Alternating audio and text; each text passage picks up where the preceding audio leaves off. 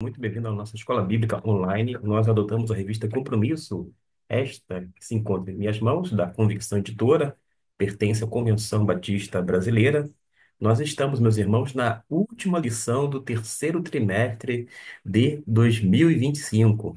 Nós já estamos com saudade em relação à temática, o Sermão do Monte, mas eu saio desta jornada com aquela impressão não falsa, muito menos parcialmente falsa, mas completamente verdadeira, de que nós temos que aprender muito ainda em relação à palavra de Deus. Por causa de quê?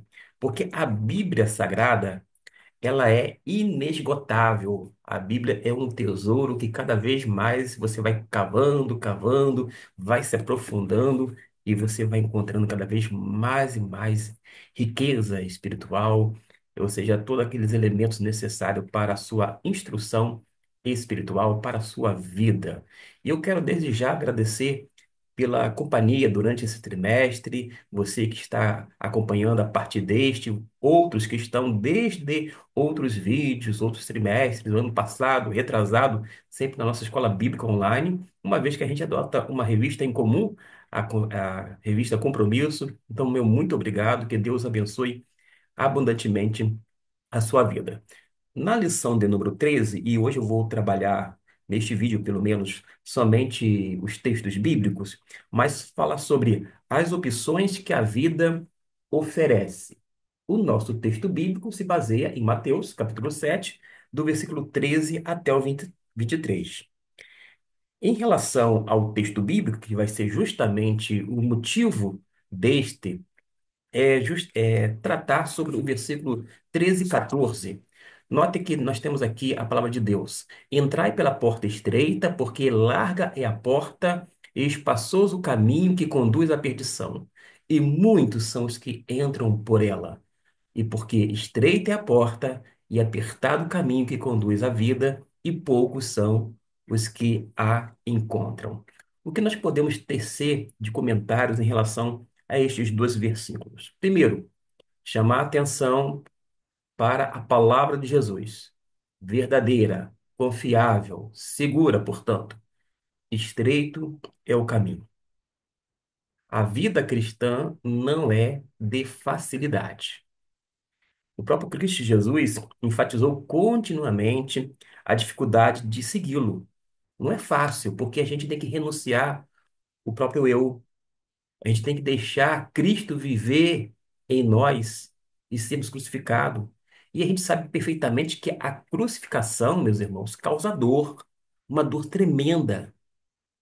E em meio a um cenário evangélico, onde as pessoas querem impor as suas vontades, que realize os seus caprichos, os seus desejos no âmbito da igreja local, quando não na sua casa, e por extensão nos lugares onde elas se encontram, a gente tem que entender que há uma necessidade da mortificação do eu. Nós não somos o centro do universo, nós não somos o centro da igreja. Até mesmo no ato de culto, o culto não tem que ser segundo o meu gosto, tampouco segundo o seu gosto, a sua preferência, a sua predileção. E o culto não tem que seguir a sua opinião, por exemplo. O culto não é para mim, não é para você, enfim, não é para nós. O culto é prestado a Deus. E a gente precisa buscar sempre as orientações na bendita palavra de Deus. Bom, em vários momentos, Cristo vai dizer que aquele que olha para trás não é apto para segui-lo, entre outras coisas.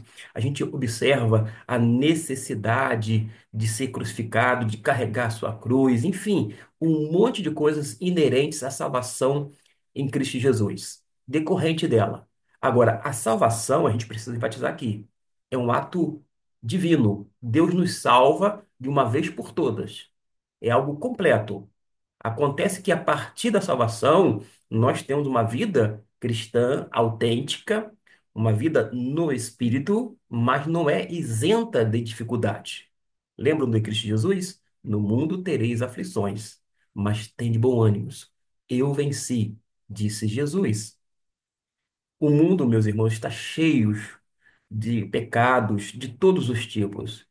E o crente em Jesus não pode ter os seus olhos eh, sendo atraídos por tais coisas. Antes, nós desviamos das coisas do mundo por conta do nosso amor a Cristo Jesus. A televisão tem sido usado por Deus graças à orientação de muitos líderes sobre a necessidade de enfatizar os meios de comunicação, como a TV, e tem alcançado muitas pessoas, mas também tem destruído muitas outras pessoas, quando não famílias inteiras.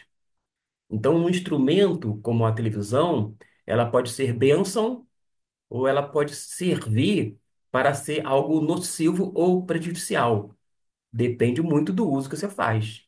Da mesma forma, o aparelho celular é um microcomputador em suas mãos.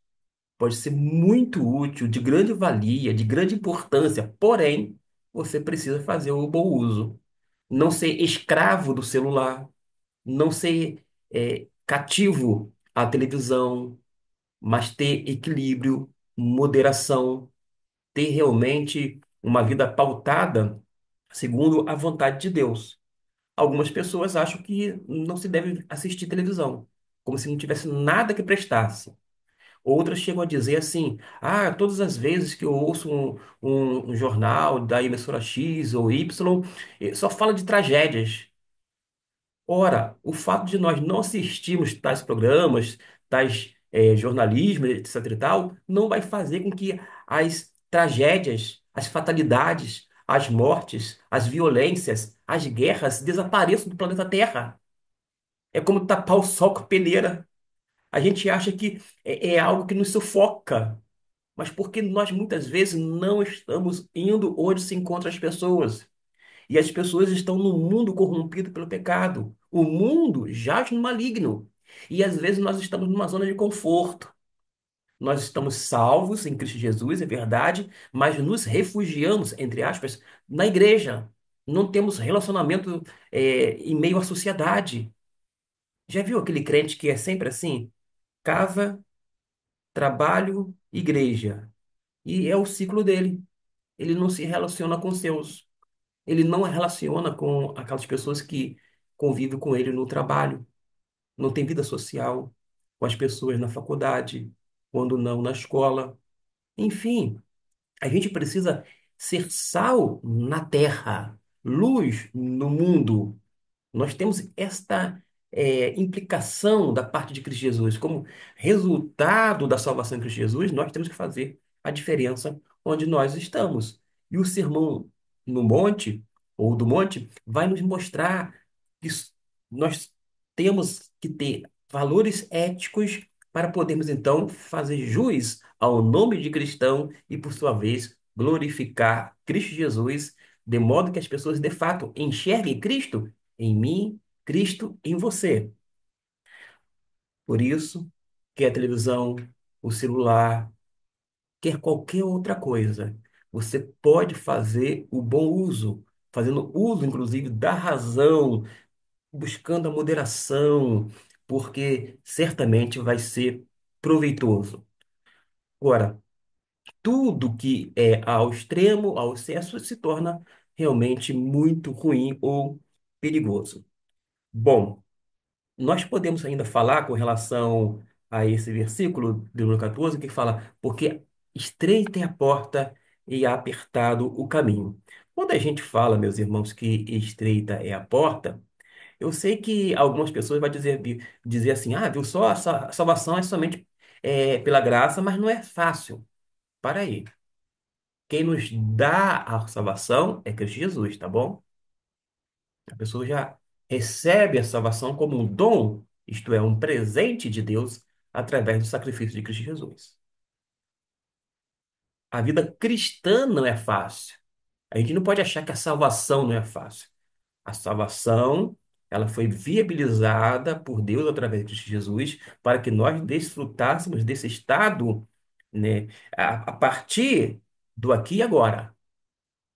A salvação e a vida eterna começa aqui e vai perdurar por toda a eternidade. Mas, como eu disse anteriormente, a vida cristã é uma vida de luta, de dificuldades, porque nós estamos inseridos no mundo. Deus não nos tirou do mundo. Nós não somos deste mundo, nós temos outros valores, nós temos outros pensamentos, nós temos o Deus que é transcendente. Todavia, nós continuamos nesse mundo, mas nós não podemos nos eximir da responsabilidade de cidadãos, quer do reino dos céus, muito menos como cidadãos aqui terrenos, de cumprir as nossas obrigações legais, de cumprir realmente aquilo que Deus determina, inclusive orando pelas autoridades, seguindo as leis, fazendo as coisas corretas, justas, agindo piedosamente. Quando a gente trabalha essa temática, as opções que a vida oferece, o primeiro tópico aqui da revista fala sobre há perigos que corremos na jornada da vida. Este teor eu vou tratar no outro vídeo. Vou apenas, neste, falar sobre os versículos que estão aqui implicados dentro da proposta, que agora será o versículo 15 em diante. Guardai-vos dos falsos profetas que vêm a vós disfarçados em ovelhas, mas interiormente são lobos devoradores. Pelos seus frutos os conhecereis. Colhe-se, porventura, uva dos espinhos ou figo dos abrolhos? Assim, toda árvore boa produz bons frutos, porém a árvore má produz frutos maus. Uma árvore boa não pode dar maus frutos, nem uma árvore má dá frutos bons. Toda árvore que não produz bom fruto é cortada e lançada no fogo. Olha a conclusão. Portanto, pelos seus frutos os conhecereis. 15 em diante, notamos que há um aviso. Cuidado, cuidado com os falsos profetas. Falsos profetas eram comuns no Antigo Testamento, enquanto os verdadeiros profetas eram frequentemente minoria. E quando a gente pensa nos falsos profetas, o que que eles faziam? Eles enganavam, não se disfarçando de ovelhas, mas personificando verdadeiros pastores. Tem aparência de pastores verdadeiros, tem um linguajar de pastores, parecem até pastores, mas não são. Porque qual vai ser o diferencial? Como que a gente vai distinguir? Porque os falsos profetas, eles promovem a porta larga e o caminho espaçoso. Quando você observa alguns pregadores anunciando um caminho de facilidade, sequer fala de pecado, eles só prometem muitas coisas nesse plano terreno, é de desconfiar. Porque, embora a vida cristã tenha muitas coisas boas, agradáveis, a gente pode sim ter prazer, se divertir, etc e tal, mas ainda assim existem algumas questões relacionadas aos valores do reino dos céus. E a gente precisa salientar para tal coisa. Os falsos profetas, eles aparecem em peles de cordeiro, mas na realidade são o quê? Lobos vorazes. E esta é uma descrição perfeita daqueles pregadores que negaram ou distorcem a verdade do Evangelho. Quando eu me converti, anos depois, eu comecei a estudar é, heresias, seitas e etc e tal, além, naturalmente, de estudar as doutrinas bíblicas. Com o passar do tempo, eu tenho visto muita gente no arraial evangélico flertar com pessoas de seitas conhecidas, declaradamente seitas, não declaradamente por eles que são membros dessas seitas, mas que nós entendemos à luz da Bíblia, mediante ensinos, princípios que de fato são é, contrários àquilo que a Bíblia ensina. Mas as pessoas costumam dizer, não, não tem nada a ver, como se não tivesse nenhum falso profeta, nenhum ensino errôneo nos dias atuais. Mas, repito, as pessoas parecem cordeiros, mas agem como lobos. E a descrição deles é semelhante à do grande falso profeta. conforme lá em Apocalipse, capítulo 13, versículo 11. Na verdade, meus irmãos, nunca houve um momento na história da humanidade em que houvesse tantos falsos profetas. Hoje em dia, há até homens que anunciam ser Jesus. Tem gente que já se declarou o Cristo. Que coisa! Que isso nos ensina? Que nós não devemos acreditar nessas pessoas. Não haverá dúvida se é Jesus ou não quando ele retornar, porque a Bíblia diz que todo olho o verá. Ademais, Jesus voltará como juiz, e como tal, diante dele, todos os joelhos vão se dobrar e confessar que ele é o Senhor. Eu realmente acredito na palavra de Deus. E quando eu penso nela e vejo os seus ensinamentos, não tem como a gente não dar ouvidos à palavra de Jesus. Cuidado, cuidado com os falsos profetas. Por sua vez, tem falsos ensinos. Pessoas que fingem ser seguidores de Jesus, mas estão no meandro evangélico simplesmente para ganhar dinheiro e muito dinheiro. Quantas pessoas são afortunadas de uma forma é, bem ultrajante, vão se enriquecendo às custas do evangelho e cada vez mais tirando, digamos, a lã das ovelhas, muitas delas, se não todas, a maioria delas assalariadas. Quantas coisas a gente vê nesse sentido, mas eles tinham, os falsos profetas, uma forma exterior. No período do primeiro século e seguinte, eles tinham, sim, forma exterior de cristianismo. Não, nós somos cristãos, mas seus corações eram maus. Eles gostavam de poder, eles não estavam preocupados com o reino dos céus, senão em construir impérios, se enriquecerem. Eles estavam dispostos não a promover o nome de Jesus, glorificar a Deus, mas ter status na sociedade, no cenário religioso. E muitas pessoas se arvoram como se fosse representante de todos os evangélicos do Brasil e do mundo, quando na verdade não são. Não são. Cada crente é seguidor de Cristo Jesus.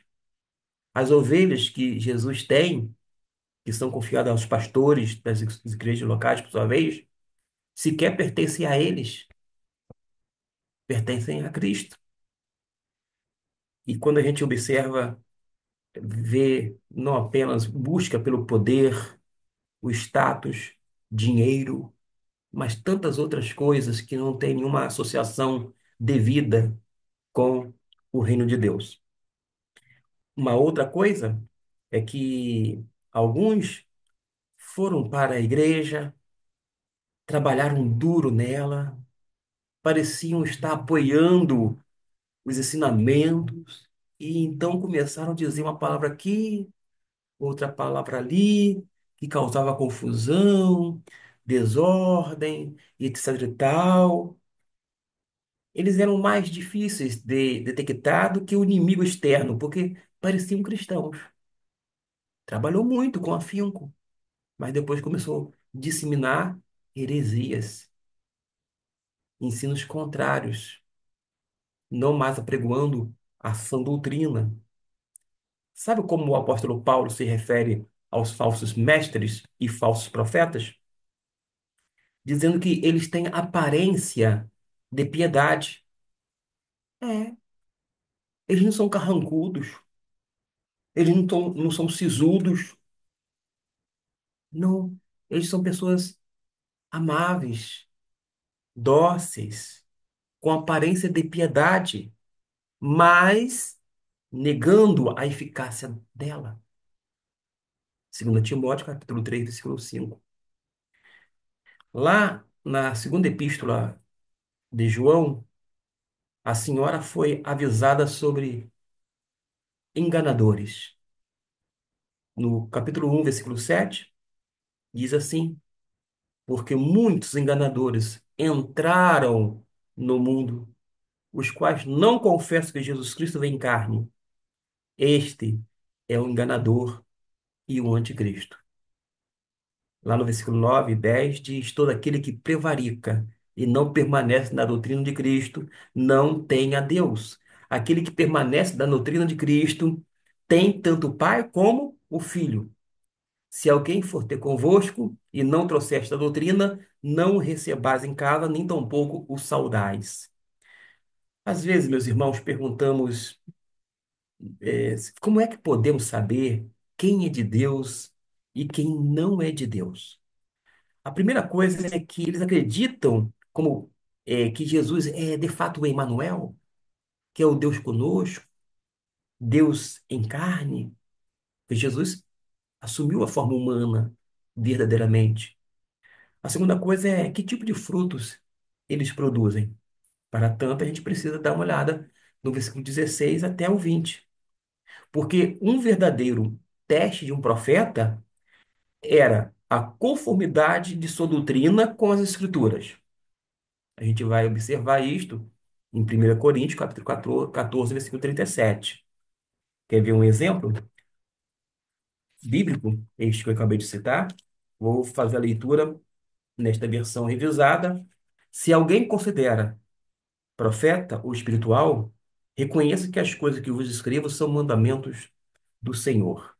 Além disto, em Deuteronômio capítulo 13, versículo 1 ao 5, diz algo surpreendente para muitos. Por causa de quê? A gente costuma dizer assim, bom, se um profeta disser algo ia acontecer, é de Deus. Mas o texto lá de Deuteronômio diz o contrário. O que que ela diz? Deuteronômio capítulo 1, versículo 1 até o 5. Se um profeta ou sonhador surgir, isto é, aparecer, e dizer tal coisa que vai acontecer assim, assado, e tal sinal e prodígio realmente acontecer. Prodígio é algo que causa impacto, inclusive. E depois ele começar no seu discurso. Ora, sigamos a outros deuses. Como assim? Percebeu que está desviando, está comprometendo o conteúdo das Escrituras Sagradas, da palavra de Deus? Porque Deus não faz as coisas para que a gente se mova em direção dos deuses, das chamadas divindades, porque fora dele não há Deus. Ele é o único Deus. Quando começa o ensino a ser distorcido pelo falso profeta, a despeito de ter feito sinais e prodígios, o povo de Deus não tem que seguir esses homens.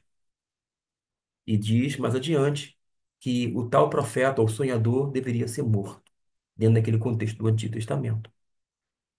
A veracidade de um profeta não é porque ele falou uma coisa e se cumpriu, mas se o que ele fala está em consonância com a palavra de Deus, se está alinhada com as Escrituras Sagradas. Porque a palavra de Deus, ela tem a sua eficácia e ela se cumpre a despeito daquilo que nós fazemos, ainda que seja em nome do Eterno. Mas é pelos seus frutos os conhecereis, versículo 16. Colhe-se, porventura, uva dos espinheiros ou figos dos abrolhos? A resposta é um sonoro não. Assim, toda árvore boa produz bons frutos, porém a árvore má produz frutos maus. Ou seja, seus frutos aqui não se refere apenas às ações de suas vidas, mas também às doutrinas que anunciam. E quantas doutrinas falsas nós temos visto, escutado diariamente pelas redes sociais, através de livros que são impressos, revistas, etc. e tal, que são divulgadas doutrinas falsas, doutrinas que negam a eficácia do sangue de Cristo Jesus. As duas árvores, porque fala sobre uma árvore boa, porque ela não pode dar maus frutos, nem uma árvore má, dá frutos bons. Ou seja, as duas árvores são contrastadas em relação aos frutos que produzem. Toda árvore boa produz bons frutos consistentemente, enquanto uma árvore má produz frutos maus continuamente. Portanto, a produção normal e consistente de frutos, sejam eles bons ou maus, na vida de uma pessoa, evidenciará se ela é de fato de Deus ou não. São pelos frutos. O versículo 19 diz: toda árvore que não produz bom fruto é cortada e lançada no fogo. Ou seja, neste versículo 19 que eu acabei de ler, vai ilustrar a vida infrutífera de não daquele que não é regenerado, porque é lançado no fogo. É uma imagem do castigo eterno, uma referência ao inferno. Mas quando a gente olha esse versículo 16, a gente fica realmente em alerta. Pelos seus frutos os conhecereis. A falsa doutrina, meus irmãos, não pode restringir a carne. Por isso, os falsos profetas manifestam o quê? A maldade. É o que Pedro fala na sua segunda epístola, capítulo 2, versículo 12 até o 22. Voltando aqui para o versículo 17 até o 18, todo mundo já ouviu a Escritura. Eduque a criança no caminho em que deve andar. Até quando envelhecer, não se desviará dele. Provérbios 22:6. Se você ensinar uma criança bem pequena a não roubar, é provável que ela nunca roube. Isso vale para todos os pecados. Porque a pessoa precisa seguir um princípio. Não é uma promessa, este provérbio, mas é um princípio que, se seguido, olha, vai dar, vai dar bom. Vai ser alguma coisa benéfica. Caso contrário, vai dar ruim. E quanto mais cedo nós aprendemos a não pecar, melhor será para nós. Mas geralmente nós somos aquilo que fomos treinados e que nossos pais nos ensinaram a ser. O ambiente tem muito a ver com o que nos tornamos. Esta é a grande verdade. Uma criança que vai à igreja várias vezes por semana, geralmente terá uma moral melhor do que alguém que nunca foi exposto ao cristianismo. Eu disse geralmente, mas tem exceções. Eu sei disso. Tem pessoas maravilhosas, boas, que nunca frequentaram a igreja. Tem pessoas que nunca foram para a igreja, mas que têm uma vida moral ilibada. Tem pessoas que são fiéis ao seu cônjuge e estas não são crentes. Enquanto, enquanto vez ou outra, você vai encontrar pessoas dentro das igrejas que se tornam infiéis. Mas isso tem a ver com as escolhas erradas que são feitas por pessoas, quer sejam crentes ou descrentes. Mas o fato é que a Bíblia diz para nós começarmos a ter uma postura, meus irmãos, é, correta. Xingar, contar piadas sujas, etc e tal, muitas vezes são hábitos adquiridos no trabalho ou na escola, quando não na família. Tem família que é palavrão a torto e doidado. Mas a Bíblia diz para nós não nos associarmos com os descrentes, porque todos nós tornaremos como eles. Agora, convenhamos, vez ou outra, tem casa de crente que tem um monte de palavrão, de brigas. Não deveria ser assim. Deveria ter um trabalho pastoral, de acompanhamento, de exortação, de admoestação, para que aquela prática pecaminosa viesse cessar. Mas todos nós fazemos parte de uma árvore genealógica. Devemos ter muito cuidado para modelar nossas vidas, mas segundo Jesus. E isso que a gente aprende.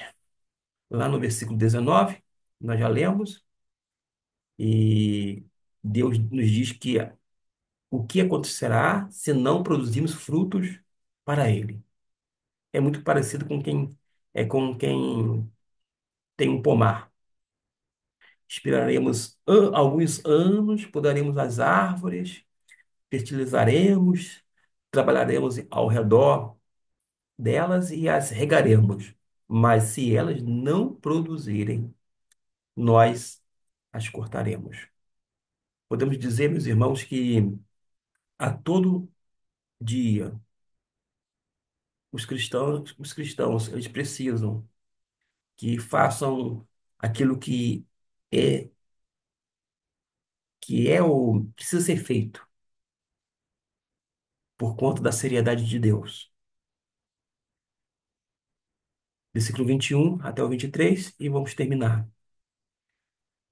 Nem todo que me diz Senhor, Senhor entrará no reino dos céus, mas aquele que faz a vontade de Deus, digo, do meu Pai que está nos céus.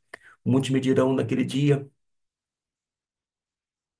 Senhor, Senhor, não profetizamos nós em teu nome, e em teu nome não expulsamos demônios, e em teu nome não fizemos muitos milagres? Então lhes direi claramente, nunca vos conheci. Apartai-vos de mim, vós que praticais a iniquidade. O que que a gente aprende? Que nem todos que professam que Jesus são genuinamente salvos. E mesmo o reconhecimento verbal externo de seu senhorio não é suficiente para salvar o descrente. A parte do verdadeiro arrependimento e fé. Para ser salvo, a pessoa precisa ter arrependimento dos seus pecados e a fé na pessoa certa, na pessoa bendita de Cristo Jesus. E uma pessoa genuinamente salva é aquela que faz a vontade do Pai Celestial. É aquela que realmente vai se submeter-se ao senhorio de Cristo. Verso 21, nem todo aquele que me diz Senhor, Senhor, mas aquele que faz. É isto. Mas aquele que faz a vontade do meu Pai. Existe uma forma de esterilidade desse tipo de fé, que é uma demonstração do seu caráter real. A fé que diz, mas não faz, é, na verdade, incredulidade. Jesus aqui não está naturalmente exigindo, ou melhor, sugerindo que as boas obras são meritórias para a salvação. Não é isto. Mas a verdadeira fé não deixará de produzir fruto das boas obras. E este é precisamente aquele ponto que Tiago vai falar no capítulo 1 e também no capítulo 2 de sua epístola. Muitas pessoas fingem ser cristãs, mas não se renderam a Deus. Não têm suas vidas depositadas no altar de Deus. Alguns vêm até mesmo à igreja pela comunhão, alguns outros para melhorar a sua posição na comunidade, e alguns vêm para poder pertencer a algo, porque é bom pertencer. Esse pertencimento é muito bom, mas nenhuma dessas coisas nos levará ao céu. O que Deus nos quer é por completo. Deus nos quer por completo ou totalmente, e não nos quer de qualquer jeito. Vir para a igreja e ficar da mesma forma, não é isso que Deus quer.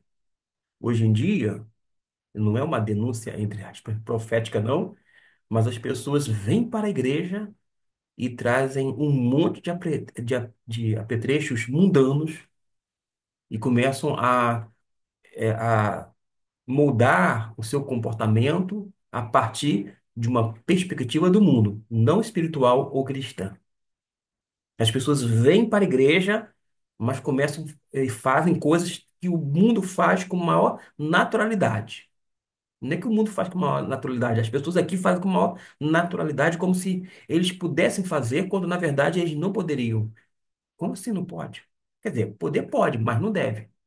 Todas as coisas me são lícitas, mas nem todas as coisas me convêm. Todas as coisas me são lícitas, mas eu não me deixarei dominar por nenhuma delas. Ou seja, tem coisas que você pode fazer, mas não deve. Porque você tem que ser um exemplo. Você precisa ser um cristão, um seguidor de Cristo Jesus. Quando a gente analisa isto, ficamos até mesmo com os olhos esbugalhados. Por causa de quê? Não profetizamos nós em teu nome? É isso que o texto diz. Não expulsamos demônios, não fizemos muitas maravilhas. Observe que longe de serem totalmente desprovidos de obras de qualquer tipo. Essas pessoas alegavam ter feito alguns sinais e maravilhas notáveis. Na verdade, toda a confiança deles estava nessas obras, mas uma prova de que elas, por mais espetaculares que parecessem, não poderiam ser o quê? Autênticas. Ninguém tão desprovido, de fé genuína poderia produzir verdadeiras boas obras. E não é à toa que, de acordo com o versículo 18, uma árvore má não pode dar bons frutos. E quem praticar iniquidade, segundo o versículo 23, é uma espécie de anarquista. É uma anarquia. Todo pecado, meus irmãos, é iniquidade, ou seja, rebelião contra Deus, contra a sua lei, e o fato de terem feito essas coisas, feito coisas boas, mas a pergunta, mas por que a fizeram? Foi por grande fama? Foi por muito dinheiro? Tem gente que trabalhou à beça dentro do meandro do arraial religioso, mas estava buscando fama, buscando status, buscando poder, buscando dinheiro e não fazer a vontade de Deus. E veja que Deus olha mais para a razão pela qual fizemos algo do que para o fato de termos feito isso. Ou seja, a gente aprende isto com Deus e este vídeo vai para aqueles que já estão ansiosos pela última lição, mas eu vou aqui confirmar aquilo que tinha dito logo no início. Eu vou fazer ainda um vídeo sobre a lição a partir da revista. Vou tirar um, vou escanear ela, vou projetar para que você possa acompanhar, caso não tenha o exemplar da revista Compromisso. Deus abençoe a sua vida e até o nosso próximo vídeo.